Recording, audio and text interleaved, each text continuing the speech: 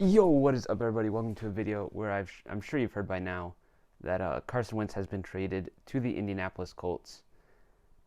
And yeah, he's been traded for a third round pick and a conditional second round pick, which the condition is if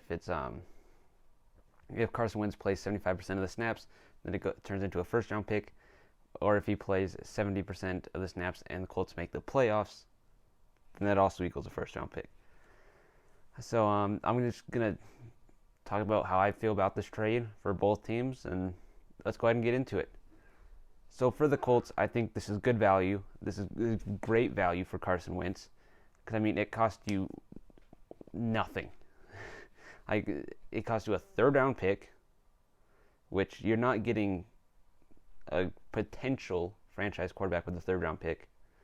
And if he is a franchise quarterback, well then you gave up a first round pick, but you got your franchise quarterback.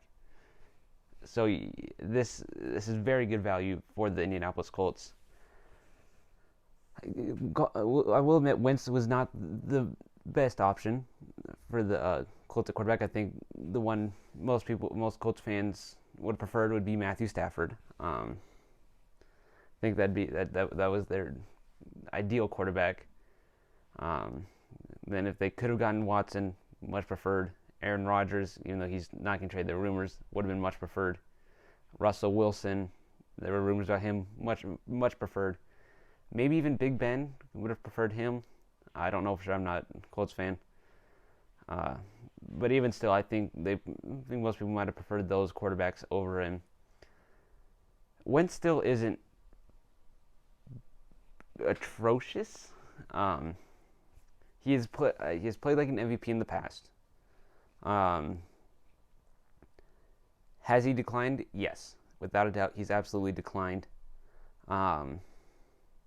He's fine in most of the typical categories. I think it's like in 3 of the last 4 years, not in like his last 3 years, not including this year, he has thrown for 20 plus touchdowns and only 7 interceptions, including a 33 touchdown, 7 interception performance in 2017, where he could have won the MVP and led the league in QBR and had an 11-2 record. That's very impressive. And along with that, he had 3,296 yards. But then just in 2019, he had a 64% completion percentage, which is fine. 4,000 yards, 27 touchdowns, and 7 interceptions. And he had a 93.1 rating and 62.8 QBR, which isn't great, but led the Eagles to a 9-7 record. It all did come crashing down this year as he had his career worst by about 3% in completion percentage to 57.4, which is atrocious. 2,600 yards, 16 touchdowns, and almost as many interceptions with 15, led the league in interceptions. His rating was atrocious, the worst in his career at 72.8. However, that was not the worst QBR he's had. He had a 49.6 QBR. His rookie QBR was actually lower with a 46.7. So yeah, so he is not atrocious. Those are basic stats. According to basic stats, he's not bad. Advanced analytics, what's it called? Like with like the potential turnovers, he's atrocious. It's absolutely horrendous. I mean, his interceptable passes are horrible. He has thrown so many passes that should be intercepted. He does get lucky a couple times, but he fumbles quite a bit too. That I think needs work, and I think that can improve in Indianapolis because there are some nice pieces around him. I mean, starting off, he has a great offensive line led by everyone's favorite offensive lineman, Quentin Nelson. The O-line was 7th best this year, which is a down year for that offensive line. Like typically they finish around top 3, at least top 5. So this was a down year for Quentin Nelson. I know he had like an 81 rating or whatever, which is not good for him.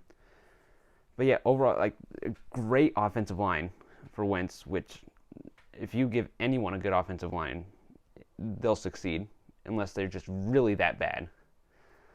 He also has one of the actually better running backs statistically in the league in Jonathan Taylor, who had 232 attempts for 1,169 yards, which put him third in the league, third with 11 touchdowns, and he had 11 touchdowns as well. Excuse me. His receiving core isn't great. His receiving core won't be great. You got T.Y. Hilton, Michael Pittman, and Jack Doyle, who combined equaled about Stephon Diggs. Yeah, T.Y. Hilton was the best receiver with 750 yards. Michael was about 500 yards, and Jack Doyle with 250 or something like that. Yeah, they combined for 113 receptions total, 1,516 yards, and 9 touchdowns. However, there is potential, specifically with Michael Pittman. I think if you get, like he's shown flash, like he's versatile. You can use him like in motion as a runner.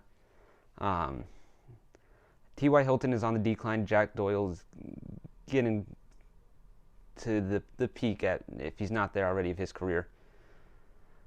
I think with like if you add a receiver in the draft to this receiving core, that frees up Michael Pittman and T.Y. Hilton as he's getting older.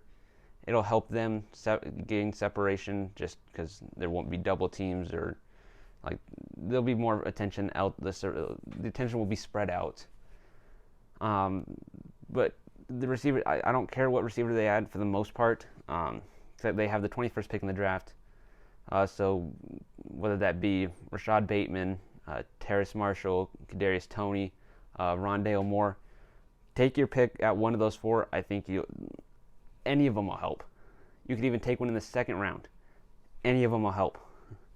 I think that's the necessary move for them. They got their quarterback. Now they need to go wide receiver, because the receiver core isn't quite there yet. But they do have a great defense, which will help. I don't know how. I don't know how to help Wentz, but I felt like bringing it up. They have a great defense. They have a 10th best defense according to I don't remember what ranking it was. It was Pro Football Reference. I think they were 10th best in yards. No,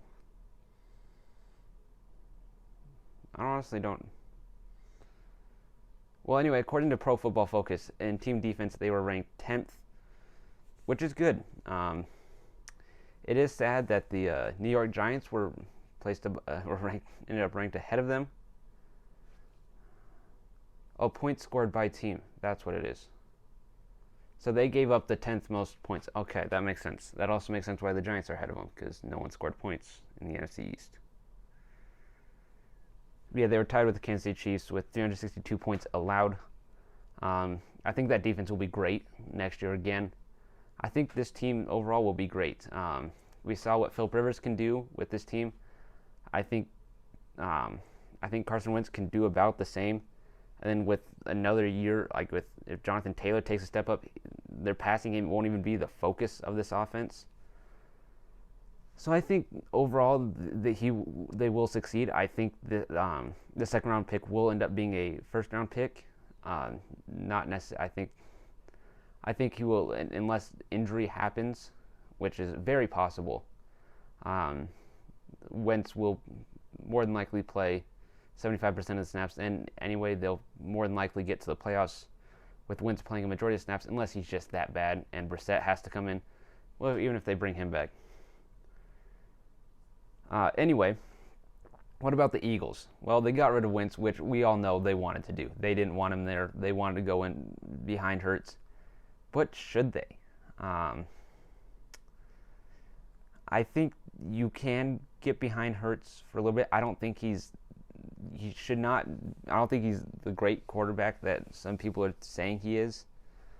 I don't think he should be the answer for the Eagles. I think if any of the top 4 quarterbacks in the draft are there at 6, take them. Take whoever it is. I know it's not going to be Trevor Lawrence. But if Zach Wilson, Fields, or Lance is at 6, probably should take him.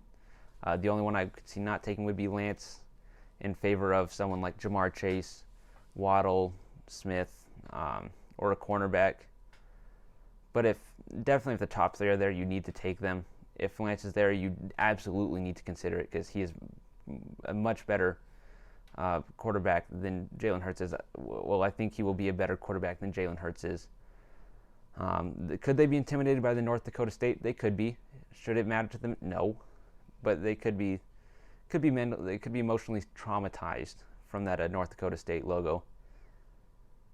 But yeah, I think for the Eagles, they didn't get they went from asking for Matthew Stafford-esque package to this. That's an L. But in the end, they achieved their goal. They didn't want Wentz there, so they got rid of him. I am a little surprised this was the best offer, a third-round pick and a conditional second. I would have thought some team would have been willing to trade a first for him. And I think maybe Washington did. I think Washington might have offered a better trade than what Indianapolis did, but maybe because they didn't want him to stay in the division, traded him elsewhere. That's my theory, because I'm sure someone offered better than a third and a second. But anyway, that'll do it for me. I hope you enjoyed. If you have any questions, leave them in the comments. I will see you all later. Adios.